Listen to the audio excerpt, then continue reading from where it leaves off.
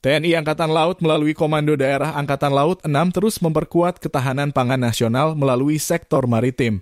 Pada Rabu, 29 Oktober, Komandan Kodaral 6 Laksamana Muda TNI Andi Abdul Aziz bersama Ketua Daerah Gabungan Jalasenastri Koarmada RI, Nyonya Opiek Andi Abdul Aziz, menghadiri panen raya rumput laut di Kabupaten Takalar, Sulawesi Selatan. Kegiatan panen raya rumput laut yang digelar di Desa Punaga, Kecamatan Mangarabombang ini merupakan bagian dari program strategis ketahanan pangan maritim Kodaral 6. Melibatkan 8 kelompok nelayan binaan, kegiatan ini memanfaatkan lahan seluas 3,5 hektar dengan hasil panen diperkirakan mencapai 25 hingga 30 ton rumput laut basah.